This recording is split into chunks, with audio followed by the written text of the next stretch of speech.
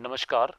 आज हम एनसीईआरटी कक्षा 12 के 11वें अध्याय अल्कोहल फिनॉल ईथर के दूसरे भाग का अध्ययन करेंगे। पिछले भाग में हमने देखा अल्कोहल फिनॉल ईथर क्या हैं, इन्हें किस प्रकार वर्गीकृत किया जा सकता है, इनका नामकरण साधारण पद्धति तथा आईयूपीएसी पद्धति में किस तरह से करते हैं, इनकी संरचनाओं के बारे में जाना। आज की कक्षा में हम अल्कोहल के विरचन की विधियाँ, फिनॉल के विरचन की विधियाँ, इनके भौतिक गुण धर्मों के बारे में पढ़ेंगे। एल्कोहलों का विरचन एल्कीनों से अम्ल उत्प्रेरित जल योजन द्वारा तनु अम्ल उत्प्रेरक की उपस्थिति में जल के साथ अभिक्रिया करके एल्कोहल बनती हैं। असम्मित एल्कीनों में योगज अभिक्रिया मार्कोनिकॉफ नियम के अनुसार होती हैं। इसमें देखें, ये एल्कीन है। एल्कीन पे हम जल का योग करें, अम्ल के उत्प्रेरक की उपस्थिति में एक कार्बन पर H जुड़ेगा और दूसरे कार्बन पर OH जुड़ जाएगा और उससे हमें अल्कोहल प्राप्त होगी और ये अनसैचुरेशन से सैचुरेटेड में कन्वर्ट हो गया। इस तरह से हमें जल के योग के द्वारा अल्कोहल प्राप्त हो रही है। यदि यही एल्कीन असम्मित होती है, असम्मित का मतलब द्विबंधित कार्बन परमाणुओं पर हाइड्रोजन की संख्या या प्रतिस्थापी समूहों की संख्या भिन्न भिन्न है। यहाँ आप देख रहे हैं, इसमें एक कार्बन पे दोनों हाइड्रोजन है, जबकि दूसरे कार्बन पे एक हाइड्रोजन और एक मैथिल समूह है, एक प्रतिस्थापी समूह है। तब अगर जल का योग करा जाए तो मार्कोनिकॉफ नियम के अनुसार द्विबंधित कार्बनों में से जिस कार्बन पर हाइड्रोजन की संख्या कम हो, अधिक प्रतिस्थापी समूह लगे हों, वहाँ ऋण आवेशित भाग जुड़ता है। इसमें जल में ऋणावेशित भाग क्या होगा? OH नेगेटिव, और OH तो यहाँ आएगा बीच वाले कार्बन पे और H किनारे वाले कार्बन पे। तो इस तरह से हमें 2 प्रोपेनॉल प्राप्त हो रहा है और ये बंध असंतृप्त से संतृप्त हो गया और इस तरह से प्रोपेन 2 ऑल प्राप्त हो गई। इस अभिक्रिया की हम क्रियाविधि देखते हैं। यह क्रियाविधि 3 चरणों में होती है। पहले चरण में हाइड्रोनियम आयन के इलेक्ट्रॉन रागी आक्रमण के द्वारा एल्कीनों के प्रोटोनन से कार्बोकैटायन का बनना। यहाँ देखें, इसमें पहले अम्ल उत्प्रेरक की उपस्थिति में जल के ऊपर H+ का योग होने से H3O पॉजिटिव हाइड्रोनियम आयन बन जाएगा। ये क्यों जुड़ता है H+ आयन? क्योंकि ऑक्सीजन पे 2 लोन पेयर ऑफ इलेक्ट्रॉन्स हैं। अपने एक लोन पेयर के द्वारा प्रोटॉन को जोड़कर इस तरह से ऑक्सीजन पर धनावेश आ गया, क्योंकि ऑक्सीजन ने अपने पेयर ऑफ इलेक्ट्रॉन के द्वारा H+ को जोड़ा है, अतः ये H3O पॉजिटिव बन गया। अब ये H3O पॉजिटिव एक इलेक्ट्रोफाइल के रूप में एल्कीन पर आक्रमण करता है। एल्कीन अपने पाई बंध के इलेक्ट्रॉनों को इस H को देकर यहाँ कार्बन पे जोड़ लेगा और दूसरे कार्बन पर धनावेश उपस्थित होगा। तो इस तरह से देखें, इसके इलेक्ट्रॉन रागी आक्रमण से हमें कार्ब धनायन स्पीशीज प्राप्त हो रही है। ये जो पाई इलेक्ट्रॉन है, इनके द्वारा इस H को जोड़ लिया गया है, जिससे कि यहाँ कार्बन हाइड्रोजन बंध बन गया और इस कार्बन पर, क्योंकि ये 2 इलेक्ट्रॉन दोनों कार्बनों के थे, लेकिन इस कार्बन का इलेक्ट्रॉन H के पास चला गया, अतः कार्बन पर धनावेश आ गया है। इस तरह से हमें कार्बोकैटायन स्पीशीज प्राप्त हो गई। और यहाँ क्या हुआ, जल के अंदर आप देखें, ये दोनों इलेक्ट्रॉन ऑक्सीजन पर आने से वापस से पॉजिटिव चार्ज खत्म हो जाएगा और ऑक्सीजन पे 2 लोन पेयर ऑफ इलेक्ट्रॉन्स बन गए। तो पहले स्टेप में हमने देखा एल्कीन पर जल का इलेक्ट्रॉन रागी हाइड्रोनियम आयन का इलेक्ट्रॉन रागी आक्रमण से कार्बोकैटायन बनता है। दूसरे चरण में कार्बोकैटायन पर जल का नाभिक स्नेही आक्रमण होता है, क्योंकि आप देख रहे हैं जल में ऑक्सीजन पे 2 लोन पेयर ऑफ इलेक्ट्रॉन्स हैं और ये इलेक्ट्रॉन रिच स्पीसीज है जो कि न्यूक्लियोफाइल की तरह इस कार्बोकैटायन पर अटैक कर सकती है और ये अपने पेयर ऑफ इलेक्ट्रॉन्स के द्वारा बॉन्ड बना लेंगे। यहाँ देखें, इस कार्बन पे ऑक्सीजन ने अपने पेयर ऑफ इलेक्ट्रॉन से ये बॉन्ड बनाया। बॉन्ड बनाने के प्रोसेस में एक इलेक्ट्रॉन कार्बन की तरफ चला गया, इसलिए इस पर धनावेश आ गया है और इसमें एक लोन पेयर होगा। तो इस तरह से हमें ये ऑक्सोनियम आयन प्राप्त हो गया। और तीसरे चरण में वी प्रोटोनन, जिससे अल्कोहल बनता है। प्रोटॉन जो पहले स्टेप में यूज हुआ था, वही प्रोटॉन वापस से निकल रहा है। तो इस तरह से प्रोटॉन यहाँ पर कैटलिस्ट उत्प्रेरक का कार्य कर रहा है। जो स्पीशीज हमें सेकंड स्टेप में मिली वो ये है। इस स्पीशीज में जल के द्वारा इस प्रोटॉन को निकाल लिया जाएगा और ये दोनों इलेक्ट्रॉन वापस से ऑक्सीजन पे पेयर ऑफ इलेक्ट्रॉन बना देंगे। तो यहाँ देखें ये H+ को जोड़ने से वापस हाइड्रोनियम बन गया, जो फर्स्ट स्टेप में हमने हाइड्रोनियम काम लिया था वही हाइड्रोनियम वापस हमें प्राप्त हो गया है और इस तरह से हमें ये एल्कोहल मिल गई है। एल्कीन से ही दूसरी रिएक्शन है हाइड्रोबोरानन ऑक्सीकरण के द्वारा। डाइबोरेन BH3 होल ट्वाइस एल्कीनों से अभिक्रिया करके एक योगज उत्पाद ट्राई एल्किल बोरेन बनाता है जो जलीय सोडियम हाइड्रोक्साइड की उपस्थिति में हाइड्रोजन परऑक्साइड द्वारा ऑक्सीकृत होकर एल्कोहल देता है। इसकी अभिक्रिया देखें, यहाँ हमने प्रोपीन लिया, इस प्रोपीन की रिएक्शन डाइबोरेन से कराई। डाइबोरेन में भी ध्यान रहे H नेगेटिव पार्ट है और BH2 पॉजिटिव पार्ट है। मार्कोनिकॉफ नियम के अनुसार H नेगेटिव कहाँ जाएगा? जहाँ हाइड्रोजन की संख्या कम और प्रतिस्थापी समूह अधिक हों, अर्थात इस बीच वाले कार्बन पे जिस पे एक प्रतिस्थापी समूह है और एक ही हाइड्रोजन है, यहाँ H के आने से ये देखें CH पे H जुड़ गया है और इस किनारे वाले कार्बन पर BH2 जुड़ जाएगा। इस तरह से हमें ये एल्किल बोरेन प्राप्त हुआ और इस एल्किल बोरेन में अभी भी बोरोन के पास 2 हाइड्रोजन हैं। फिर से अगर हम एल्कीन का योग करते हैं तो BH2 में से H नेगेटिव निकल के फिर बीच वाले कार्बन पे CH2 बना देगा और किनारे वाला जो कार्बन है वो यहाँ BH से जुड़ जाएगा। इस तरह से हमें di alkyl borane, di propyl borane प्राप्त हो गया। अभी भी डाई प्रोपिल बोरेन में B के ऊपर एक H है। फिर से एल्कीन का योग किया जाए तो H नेगेटिव निकल के फिर बीच वाले कार्बन पे जुड़ेगा और किनारे वाला कार्बन B से जुड़ जाएगा। इस तरह से हमें ट्राई प्रोपिल बोरेन प्राप्त हुआ। तो इस तरह से इसे हाइड्रोबोरेशन क्यों कहा?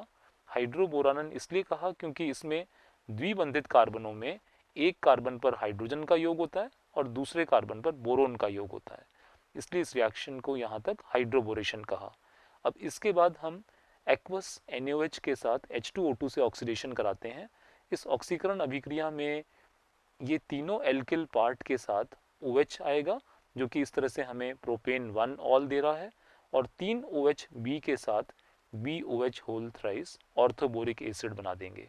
ये पूरी रिएक्शन मार्कोनिकॉफ नियम के अनुसार हुई है। यहाँ तक हमने देखा कि H नेगेटिव पार्ट उस कार्बन पर जुड़ रहा है जहाँ हाइड्रोजन की संख्या कम और प्रतिस्थापी समूह अधिक है, लेकिन जो बनने वाली अल्कोहल है अगर आप ध्यान से कंपेयर करें तो इसमें जब हमने जल के द्वारा एसिड कैटलिस्ट के प्रेजेंस में एल्कीन की रिएक्शन कराई तो हमें प्रोपेन 2 ऑल मिल रहा था, जबकि यहाँ हमें प्रोपेन 1 ऑल प्राप्त हो रहा है। तो ऐसा लगता है जैसे बनने वाली अल्कोहल एंटी मार्कोनिकॉफ तरीके से जल के योग द्वारा बनी हो। यहाँ देखें ये एल्कीन है, अगर हम इस पे जल का एंटी मार्कोनिकॉफ एडिशन करते हैं तो OH कहाँ आएगा? जहाँ ज़्यादा हाइड्रोजन प्रेजेंट है। उसी तरह से OH यहाँ आया है ना, और H कहाँ आएगा?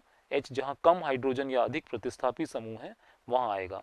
तो ये खाली ऐसा प्रतीत होता है कि इस एल्कीन से अल्कोहल जो बनी है वो एंटी मार्कोनिकॉफ जल के योग से बनी है, जबकि यह अभिक्रिया मार्कोनिकॉफ नियम को ही फॉलो करती है और इसमें ऑक्सीडेशन के द्वारा हमें प्रोपेन 1 ऑल प्राप्त होता है। विरचन की दूसरी विधि में कार्बोनिल यौगिकों से अल्कोहल का विरचन, इसमें हम एल्डिहाइड व कीटोन के अपचयन द्वारा एल्डिहाइड एवं कीटोन उत्प्रेरक की उपस्थिति में हाइड्रोजन के योजन, जिसे हम उत्प्रेरकी हाइड्रोजनन कैटालिटिक हाइड्रोजनेशन कहते हैं, उसके द्वारा सामान्यतः सूक्ष्म विभाजित धातु जैसे प्लैटिनम, पलैडियम या निकल उत्प्रेरक का कार्य करती हैं। अभिक्रिया देखें, यहाँ जब हमने एल्डिहाइड की रिएक्शन हाइड्रोजन के साथ कराई और कैटलिस्ट के प्रेजेंस में, तो एक इसमें C डबल बॉन्ड O होता है, कार्बन और ऑक्सीजन के बीच में डबल बॉन्ड होगा एल्डिहाइड में, एक हाइड्रोजन कार्बन पर जुड़ेगा और एक हाइड्रोजन ऑक्सीजन पर जुड़ेगा। इससे हमें RCH2OH, इस तरह से एल्डिहाइड से प्राथमिक अल्कोहल प्राप्त हो गई। ऐसी अल्कोहल जिसमें जिस कार्बन पर OH है वो एक तरफी कार्बन से जुड़ी है। और कीटोन की अगर अभिक्रिया कराएं, कीटोन की अभिक्रिया हमने सोडियम बोरोहाइड्राइड से यहाँ दिखाई है। ये भी रिड्यूसिंग एजेंट है, अपचायक है। इसमें एक हाइड्रोजन कार्बन पर और एक ऑक्सीजन पर आने से द्वितीयक अल्कोहल प्राप्त हो रही है। सोडियम बोरोहाइड्राइड NaBH4 अथवा लिथियम एल्यूमिनियम हाइड्राइड LiAlH4 के साथ अभिक्रिया से एल्डिहाइड प्राथमिक अल्कोहल देते हैं, जबकि कीटोन द्वितीयक अल्कोहल देते हैं। ये रिएक्शन हमने देखी हैं जिनमें एल्डिहाइड से प्राथमिक अल्कोहल प्राप्त हो रहा है और कीटोन के द्वारा द्वितीयक अल्कोहल प्राप्त होती है। रिड्यूसिंग एजेंट LiAlH4 भी लिया जा सकता है या सोडियम बोरोहाइड्रेट। कार्बोक्सिलिक अम्लों तथा एस्टरों के अपचयन द्वारा भी अल्कोहल बनाई जा सकती है। लिथियम एल्यूमिनियम हाइड्राइड जैसे प्रबल अपचायक द्वारा प्राथमिक अल्कोहलों की उत्तम लब्धि देते हैं। ये हमने कार्बोक्सिलिक एसिड लिया और लिथियम एल्यूमिनियम हाइड्राइड ये प्रबल अपचायक है, और जब इससे रिएक्शन कराते हैं तो ये C डबल बॉन्ड O का अगर ऑक्सीजन एटम हटेगा, क्योंकि ये डाइवेलेंट है, तो यहाँ पर 2 हाइड्रोजन आएंगे। 2 हाइड्रोजन के द्वारा O को H2O के फॉर्म में हटा लिया जाएगा और इस कार्बन पर 2 हाइड्रोजन के आने से ये RCH2OH, इस तरह से ये एसिड से प्राथमिक अल्कोहल बन गया। इस प्रबल अपचायक के द्वारा अम्ल को प्राथमिक अल्कोहल में परिवर्तित कर लिया गया। औद्योगिक स्तर पर कार्बोक्सिलिक अम्लों का अल्कोहलों में अपचयन करने के लिए उन्हें एस्टर में परिवर्तित कर लिया जाता है। तत्पश्चात उत्प्रेरक की उपस्थिति में एस्टर को हाइड्रोजन द्वारा अपचित कर लिया जाता है। ऐसा हमने क्यों किया? क्योंकि लिथियम एल्यूमिनियम हाइड्राइड काफ़ी महंगा है, इसलिए हम पहले एसिड को एस्टर में बदल देंगे और एसिड के साथ एस्टर बनाने के लिए हमें पहले एक अल्कोहल का मॉलिक्यूल चाहिए, फिर उसके बाद हम कैटालिटिक हाइड्रोजनेशन के द्वारा एस्टर से अल्कोहल प्राप्त करेंगे। तो औद्योगिक स्तर पर लागत को भी देखा जाता है, तो कम लागत से हम अल्कोहल प्राप्त कर पाएंगे। ये अभिक्रिया देखें, कार्बोक्सिलिक एसिड लिया, अल्कोहल के साथ रिएक्शन कराई एसिड कैटलिस्ट के प्रेजेंस में, तो यहाँ पर ये एस्टर प्राप्त हो गया। इसमें से OH भाग और यहाँ से H भाग निकलता है, ये RCO के आगे OR-, इस तरह से ये एस्टर मिल गया है। जल के निकल जाने से ये एस्टर प्राप्त हुआ। एस्टर प्राप्त करने के बाद उत्प्रेरक की उपस्थिति में हाइड्रोजन के साथ अभिक्रिया के द्वारा अल्कोहल प्राप्त की जा सकती है और यह कम लागत वाली विधि है।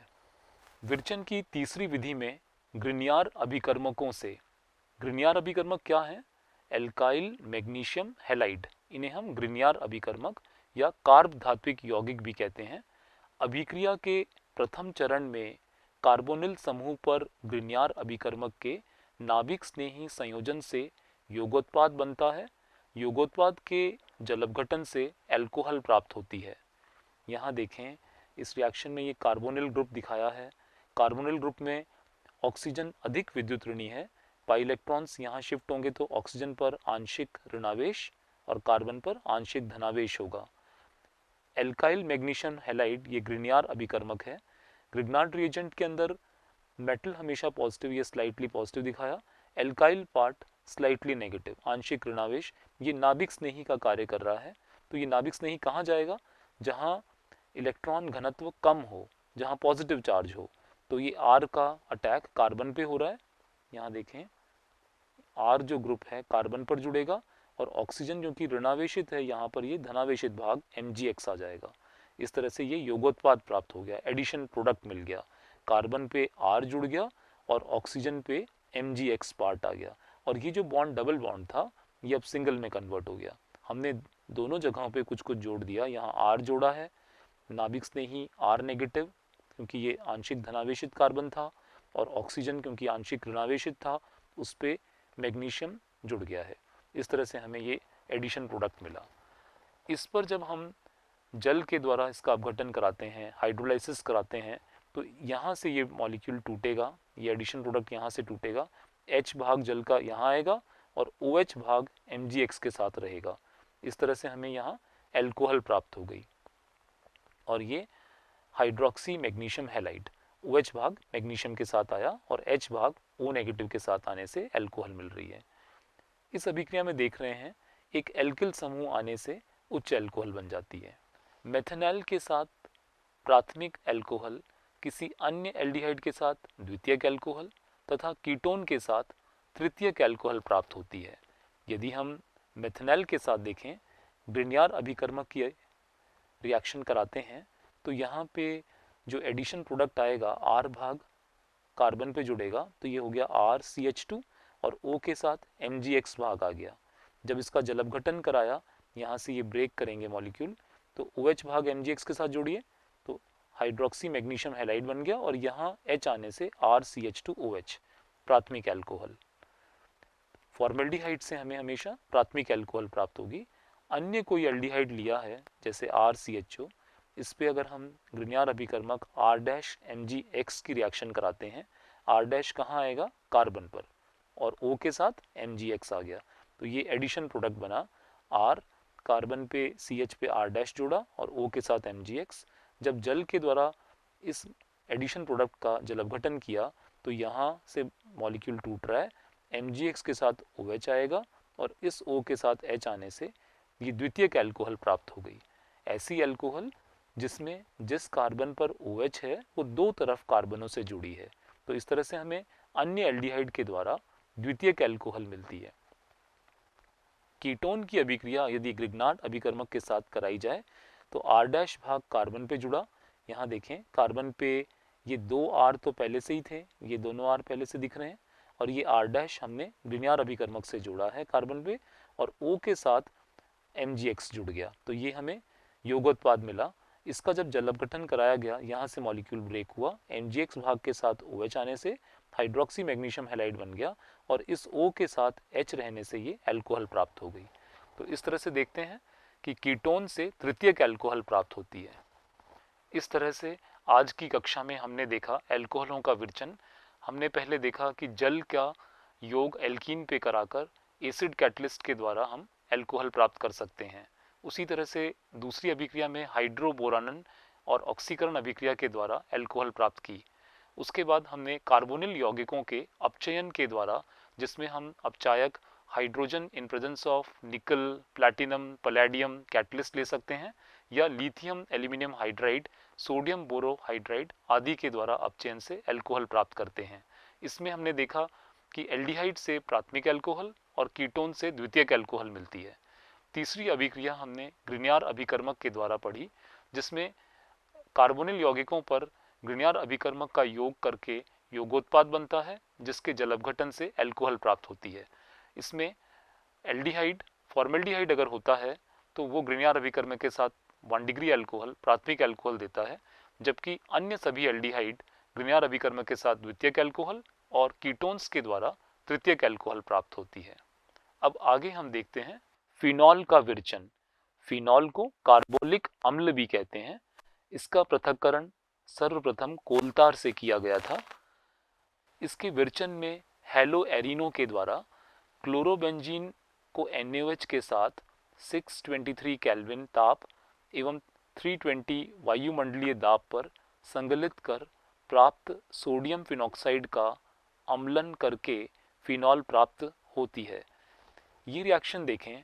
इस रिएक्शन में हमने बताया कि अगर क्लोरीन पे 3 लोन पेयर होते हैं तो संयुग्मन में द्विबंध होने के कारण अनुनाद होगा।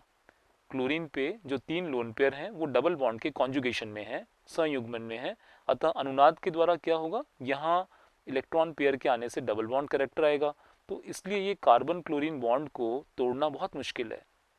एल्किल हैलाइड, एरिल हैलाइड के अध्याय में हमने देखा था एरिल हैलाइड का नाभिक स्नेही प्रतिस्थापन कठिन होता है, तो यहाँ इसीलिए ड्रास्टिक कंडीशन ली गई है, अधिक तापमान, अधिक वायुमंडलीय दाब लिया गया है, जिससे कि ये कार्बन क्लोरीन बॉन्ड को तोड़ा जा सके, और इस कार्बन क्लोरीन बॉन्ड को तोड़ के यहाँ पे ये ONA भाग सोडियम फिनॉक्साइड दे रहा है। उच्च तापमान, उच्च वायुमंडलीय दाब लिया गया, जिससे ये सोडियम फिनॉक्साइड प्राप्त हुई। इस सोडियम फिनॉक्साइड का अम्लन, एसिडिफिकेशन किया हमने, तो ये NaCl के साथ NaCl दे देगा और यहाँ पर H आने से फिनॉल प्राप्त होगी। तो इस तरह से हेलोएरीन से ड्रास्टिक कंडीशन में फिनॉल प्राप्त कर सकते हैं।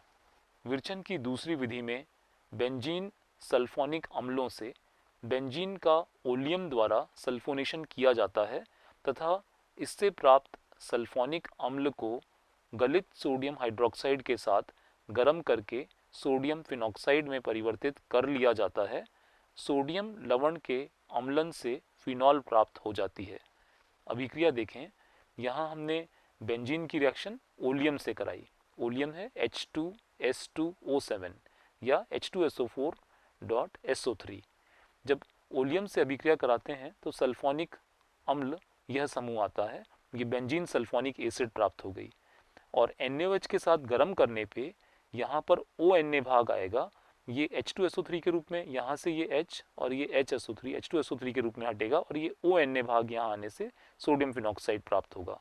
सोडियम फिनॉक्साइड का जब अम्लन करेंगे H+ के द्वारा तो Na हट के हमें फिनॉल प्राप्त होगा। तो इस तरह से बेंजीन सल्फोनिक अम्ल से हम फिनॉल प्राप्त करते हैं। विरचन की तीसरी विधि डाइजोनियम लवणों से। डाइजोनियम लवण से हम किस प्रकार फिनॉल प्राप्त करते हैं, इसमें एरोमेटिक एमीन की 273 से 278 केल्विन ताप पर नाइट्रस अम्ल NaNO2 प्लस HCl के साथ अभिक्रिया द्वारा डाइजोनियम लवण बनाते हैं। डाइजोनियम लवण जल के साथ गर्म करने पर जलअपघटित हो जाते हैं और फिनॉल देते हैं। यह अभिक्रिया देखें, ये एनिलीन लिया, रिएक्शन हमें नाइट्रस अम्ल यानी कि HNO2 से करानी है, लेकिन HNO2 स्टेबल नहीं होता, इसलिए हम NaNO2 और HCl से रिएक्शन कराते हैं। NaNO2 और HCl से रिएक्शन कराने पे इस तरह से बेंजीन डाइजोनियम क्लोराइड प्राप्त होगा। ये एक N ये रहा और दूसरा N ये रहा, N2 पॉजिटिव, और यहाँ से ये Cl negative, N2Cl benzene diazonium chloride दे रहा है। बाकी हमें 2 मॉलिक्यूल वाटर एलिमिनेट हो जाएगा, ये 2H यहाँ से और 2HCl लेने पे 2H ये और ये 2 ऑक्सीजन, तो इस तरह से 2H2O एलिमिनेट होगा और NaCl एलिमिनेट हो जाएगा। तो बेंजीन डाइजोनियम क्लोराइड का अब जल अपघटन करें, जल के साथ गर्म करने पे क्या होगा, ये N2 गैस के रूप में नाइट्रोजन निकल जाएगी और OH समूह यहाँ आके फिनॉल दे रहा है और H और Cl HCl बना रहे हैं। तो इस तरह से बेंजीन डाइजोनियम लवण बनाकर जल के साथ गर्म करके फिनॉल प्राप्त की जा सकती है। विरचन की चौथी विधि में क्यूमीन से। क्यूमीन किसे कहते हैं, आइसोप्रोपिल बेंजीन। यहाँ देखें, बेंजीन के ऊपर ये आइसोप्रोपिल समूह है, 3 कार्बनों में जब बीच वाले कार्बन से वैलेंसी जुड़ती है इसे आइसोप्रोपिल कहेंगे। आइसोप्रोपिल बेंजीन को क्यूमीन कहा जाता है। क्यूमीन को वायु की उपस्थिति में क्यूमीन हाइड्रोपरऑक्साइड में ऑक्सीकृत कर लिया जाता है। तनु अम्ल के साथ क्रिया द्वारा इसे फिनॉल तथा एसीटोन में परिवर्तित किया जाता है। इस अभिक्रिया में देखें, क्यूमीन का ऑक्सीजन के द्वारा जब अभिक्रिया कराई तो एक तरफ हमें क्यूमीन भाग दिख रहा है और एक तरफ हाइड्रोजन, और O सिंगल बॉन्ड O क्या है, पेरोक्साइड लिंकेज, तो ये क्या बन गया, क्यूमीन हाइड्रोपेरोक्साइड। इस कार्बन और हाइड्रोजन के बीच में पेरोक्साइड लिंकेज आ गया है, ये क्यूमीन हाइड्रोपेरोक्साइड मिल गया। और जब हम इसका जल अपघटन करते हैं अम्ल के द्वारा, तनु अम्ल से अभिक्रिया कराते हैं, तो इसमें ये इतना भाग एसीटोन में कन्वर्ट होगा और ये OH ग्रुप बेंजीन की रिंग पे आएगा। तो इस तरह से ये हमें फिनॉल तथा ये एसीटोन प्राप्त हो रहा है। तो ये एसीटोन और ये फिनॉल प्राप्त हुआ। इस तरह से हमने देखा किस प्रकार हम फिनॉल प्राप्त कर सकते हैं। हेलो एरीन के द्वारा ड्रास्टिक कंडीशन में रिएक्शन करा के न्यूक्लियोफिलिक सब्स्टिट्यूशन के द्वारा हमने फिनॉल प्राप्त की। दूसरा, हमने बेंजीन डाइजोनियम लवण बनाकर प्राथमिक एमीन की रिएक्शन नाइट्रस अम्ल से करा के डाइजोनियम लवण बनाया और उसका जल अपघटन करके फिनॉल प्राप्त किया। फिर ओलियम के द्वारा भी हम सल्फोनेशन करके और फिनॉल प्राप्त कर सकते हैं। चौथी विधि में हमने क्यूमीन के द्वारा पहले क्यूमीन हाइड्रोपेरोक्साइड बनाया ऑक्सीडेशन करके और फिर उसका जल अपघटन करके फिनॉल प्राप्त की। अब आगे हम देखते हैं एल्कोहल तथा फिनॉल के भौतिक गुणों के बारे में। भौतिक गुणधर्म। एल्कोहलों एवं फिनॉलों के गुणधर्म मुख्यतः OH समूह के कारण होते हैं। पहले देखते हैं क्वथनांक। एल्कोहलों और फिनॉलों के क्वथनांक कार्बन परमाणुओं की संख्या में वृद्धि के साथ बढ़ते हैं। क्यों बढ़ते हैं? अगर हम कार्बन का संख्या बढ़ाते हैं तो उससे क्या होगा, सरफेस एरिया बढ़ जाएगा और उनके बीच में वैन डर वाल आकर्षण बल उतना ही अधिक कार्य करेगा। इसलिए एल्कोहल और फिनॉल में यदि कार्बन की संख्या में वृद्धि होती है तो सरफेस एरिया के बढ़ने से वैन डर वाल आकर्षण बल बढ़ता है और क्वथनांक भी बढ़ता है।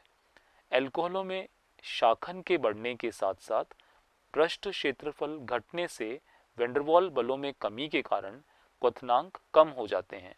जितना शाखित एल्कोहल होगा उतना ही उसका सरफेस एरिया कम हो गया। एक कम सरफेस एरिया वाले एल्कोहल और दूसरे कम सरफेस एरिया वाले एल्कोहल के बीच में वैन डर वाल आकर्षण बल उतना ही कम कार्य करेगा और उससे क्वथनांक घट जाता है।